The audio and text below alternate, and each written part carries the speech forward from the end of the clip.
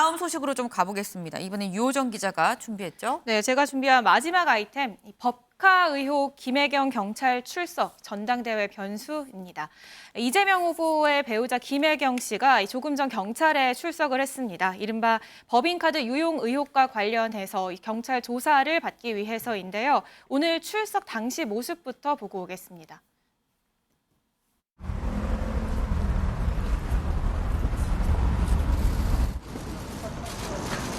S에게 법인카드 사적 사용 지시하셨습니까? 혐의 부인하시는 겁니까? 지난번 사고에 당시 책임질 부분이 있으면 지겠다 하셨습니다. 어떤 부분 말씀이십니까? 경성 때 배우자 모임에 법인카드 사용 몰랐다고 했는데 사실입니까? 이재명 의원도 정말 몰랐습니까? 대리 처방 의혹 여전히 무관하다 보십니까? 네, 2시 출석 예정이었는데 약 15분 전에 도착을 해서 지금 네. 보시는 것처럼 네이비색, 남색 재킷을 입고서 변호인 한 분과 함께 출석을 하는 모습을 보셨고요. 네. 보신 것처럼 기자들 질문이 이어졌지만 아무런 답변을 하지 않은 채 곧바로 경찰서 내부로 들어가는 모습이었습니다. 사적 심부름에 경기도 공무원을 동원한 혐의, 또 법인카드를 사적으로 유용했다라는 네. 의혹들을 받고 있고요. 이런 의혹들에 대한 조사가 오늘 이뤄질 것으로 보이는데요. 네. 앞서 이 김혜경 씨는 지난 올해 초에 이것과 관련해서 공과사를 구분하지 못했다라면서 사과 기자회견을 하기도 했습니다. 이 모습까지 보고 오겠습니다. 배우자로서 모든 점에 조심해야 하고 공과 사의 구분을 분명히 해야 했는데 제가 많이 부족했습니다. 실체적인 진실이 밝혀질 때까지 최선을 다해서 협조를 하고 그리고 거기에 따라서 충분히 책임이 있다면 책임을 질 것입니다. 네, 혐의 중에 일부는 선거법 위반 적용이 될 수도 있다라는 얘기들이 나오기 때문에 네. 공소시효가 다음 달 9일로 만료가 되는 만큼 조사를 마치는 대로 수사 결과를 내놓을 것으로 전망이 됩니다. 아니 그런데 사실 사전에 김혜경 씨가 보통 경찰에 출석을 할 땐 뭐 며칠에 뭐 몇 시 출석합니다라는 게 보통 알려지거든요. 왜냐하면 주요 사건이기 때문에.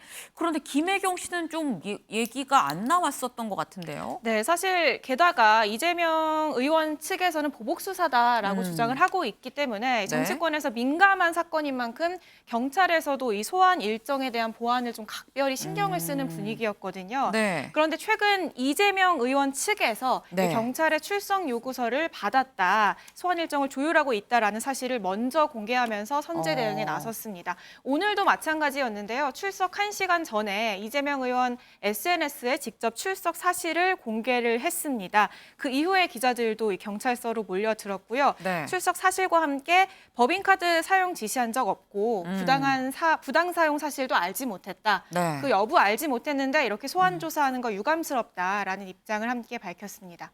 네. 근데 그런데 어쨌거나 이 김혜경 씨가 이 경찰에 이 출석을 하는 나오는 이런 모습이 공개되는 것만으로도 사실 지금 민주당 전당대회가 진행이 되고 있기 때문에 전당대회 이제 마지막 경선만 앞두고 있는데 영향을 받지 않을까 하는 생각도 듭니다. 만약에 전당대회 기간에 수사 결론이 나온다면 네. 그것에 대한 파장도 있을 것으로 보이는데요. 일단 민주당 지도부 우상호 위원장은 기소될 가능성은 없다고 본다, 이런 입장을 밝혔습니다. 듣고 오시죠. 사안은 잘 아는데요. 대선 때도 제가 총괄본부장을 했었는데 다 내용을 봤고 두 부부가 이제 그 대국민 사과를 하는 과정에도 같이 의논을 했었지 않습니까? 보면 이 법인카드 사안은 적절치 않은 잘못된 행위입니다만 직접적으로 지시하거나 개입된 그런 사건이 아닙니다. 그렇기 때문에 도의적으로 국민에게 사과를 드렸죠.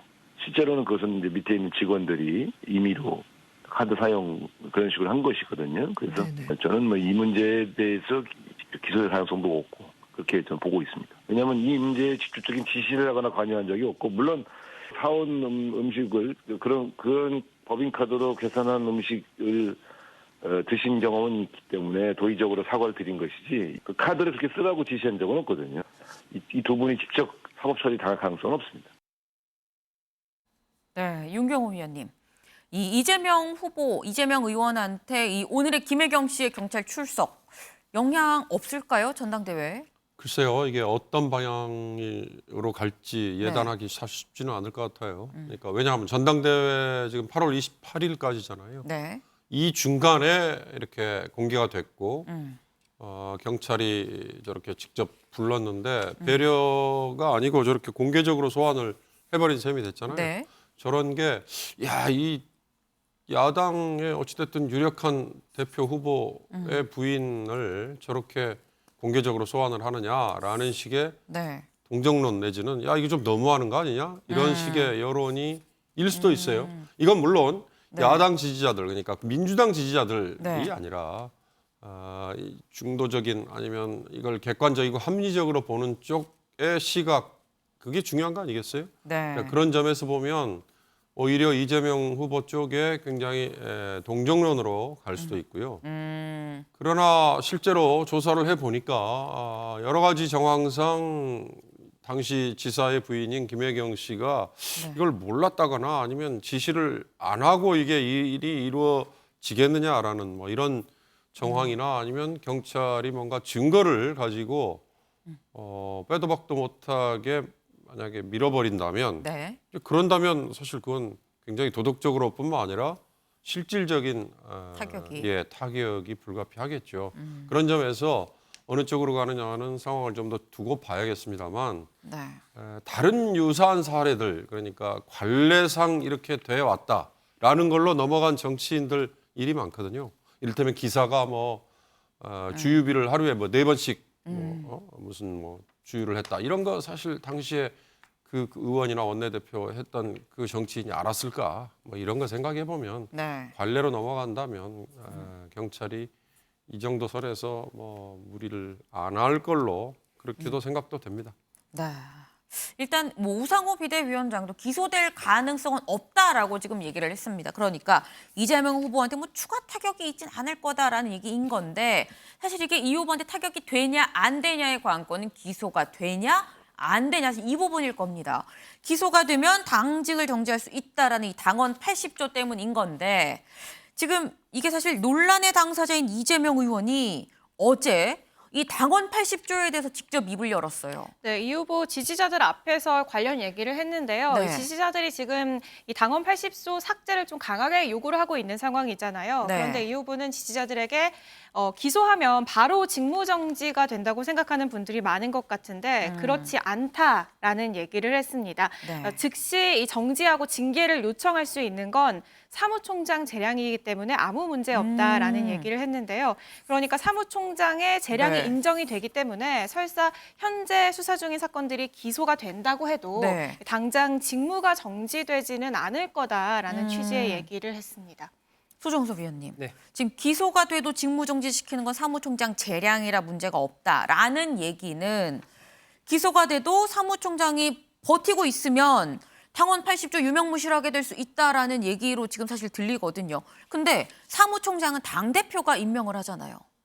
어떻게 들으셨습니까? 그러니까 이제 이 의원으로서는 상당한 자신감을 보이고 있는 거죠. 지금 이제 전당대회를 앞두고서 두 가지 측면 얘기를 지금 하지 않습니까? 네. 하나는 이 사안 자체가 당원 80조가 적용된 사안이 뇌물이라든지 정치자금 수수라든지 이런 부정부패 관련된 사안이다. 사건인지 안 자체가. 네. 그리고 두 번째는 바로 기소가 된다고 그냥 자동으로 직무가 정지되는 게 아니고 네. 그 직무정지나 징계를 사무총장이 재량으로 요청할 수 있는 그 권한에 있기 때문에 그 사안에 대해서 나름대로 이게 정치적으로 판단할 수 있는 여지가 있는 거다라는 네. 그 얘기를 하고 있는 거죠. 그래서 이 의원으로서는 결국 전체적으로 봤을 때는 지금 이 사안 자체가 그렇게 나한테 큰 문제가 안 된다라는 자신감을 이제 당원들한테 계속 얘기를 하고 있는 네. 그런 사안인 것이고 실질적으로 그렇다면 만약에 기소가 됐을 때 어떻게 할 건가? 네. 그 부분에 대해서는 당시 그 기소 내용의 성격 이런 것에 따라서 또 여론의 흐름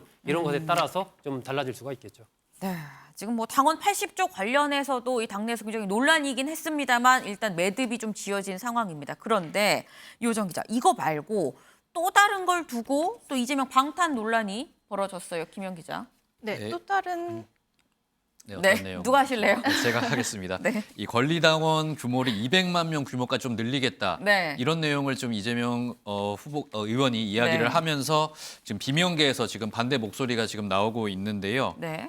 지금 해당 당원이 신설이 되면 강성 목소리만 좀 강하게 반영이 될 것이다. 이렇게 이야기를 하면서 즉각 반발하는 목소리가 나오고 있습니다. 네. 특히 이 지금 경선을 함께 하고 있는 이 박용진 의원 같은 경우에도요. 네. 지금 강성 목소리만 반영이 되면은 이 민주당 지금 민주당과 당심과 민심이 괴리될 수 있다 이렇게 이야기를 하면서 민주당이 아닌 이 개딸의 정당이 될까봐 무섭다 이렇게 표현을 하기도 했고요. 조홍천 의원 같은 경우에도 네. 지금 이런 강성 당원의 목소리가 계속 반영이 된다면 민주당 어쩔 수 없이 강대강 구도로 갈 수밖에 없지 않냐 이야기를 하면서 이재명 의원이 이야기하고 있는 이 200만 명 규모까지 권리당원을 늘리는 네. 이 이야기에 대해서는 비명계에서는 지금 굉장히 반대하고 있는 상황입니다. 그렇군요. 오늘의 탑을 좀 정해보도록 하겠습니다. 이 오늘의 탑, 이준석 전 대표의 탄원서가 공개가 됐습니다. 근데 여기 사실 가처분 결과에만 쏠리던 이 관심, 이제 좀 다른 데로 이 눈길이 좀 쏠리는 상황인 건데 가처분 결과는 이번 주에도 안 나온다고 하는데 논란만 지금 커지고 있죠. 오늘의 탑은 절대자가 사퇴 주도, 윤 신군부의 비유로 결정하겠습니다.